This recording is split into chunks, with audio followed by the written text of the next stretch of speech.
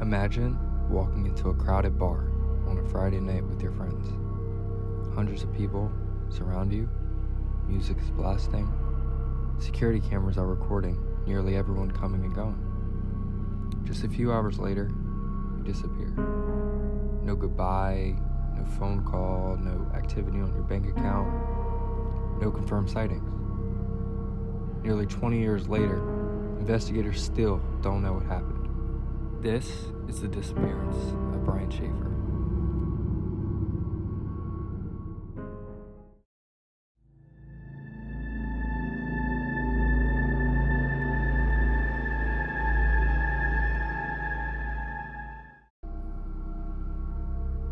Brian Shaffer wasn't someone who had just simply vanished from society. He was a 27-year-old second-year medical student at the Ohio State University College of Medicine. Friends described him as intelligent, outgoing, and someone who loved music. His future looked bright, but behind the scenes, life had become incredibly difficult. Just 3 weeks before his disappearance, Brian's mother, Renee, died after battling a disease, a rare bone marrow disease. Family and friends say her death had been devastating for him. Even so, Brian had plans. He and his girlfriend, Alexis, were scheduled to leave for a spring break trip to Miami only days later. No one imagined that trip would never happen. March 31st, 2006. It was the start of spring break, and for Brian Shaffer, it was supposed to be a night to forget about everything that had happened over the past few weeks. His mother's death had weighed heavily on him, but tonight, he planned to spend time with his friends before leaving for a vacation in Miami with his girlfriend just days later. No one around him had any reason to believe that this would be the last time they would ever see him.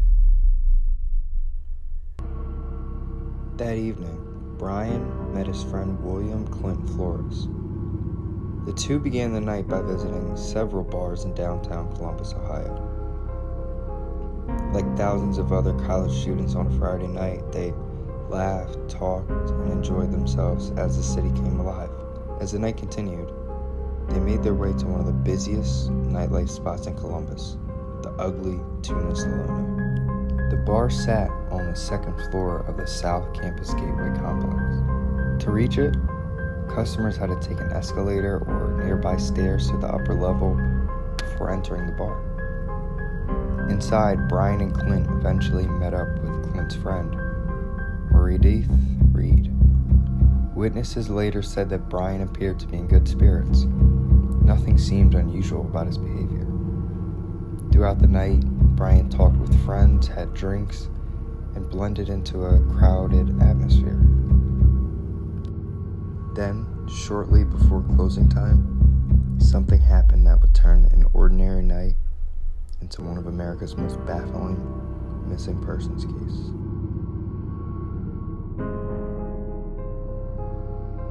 At approximately 1:55 a.m., surveillance videos capture Brian outside the entrance to Ugly Tuna Saloona. He was seen speaking with two young women, chatting casually for several minutes. The conversation appeared completely normal. There were no visible signs that Brian was upset. He wasn't arguing with anyone, he didn't appear frightened, and nothing about the footage suggested he was about to disappear. After finishing the conversation, Brian walked back towards the entrance of the bar, and that will become the last confirmed sighting of him. The moment Brian's father realized something was wrong, the search began. Friends called his phone over and over, hoping he had simply wandered off, but every call went unanswered. As hours turned into days, police launched a massive investigation. Detectives searched the Ugly Tuna Saloona, interviewed employees, reviewed surveillance footage, and followed hundreds of tips from across the country. Volunteers searched parks, neighborhoods, and nearby waterways, and even the local river. Investigators looked into every lead they could find, but despite years of searching, no piece of physical evidence has ever revealed what happened to Brian Shaffer. No confirmed sightings, no body, no signs of struggle, just silence.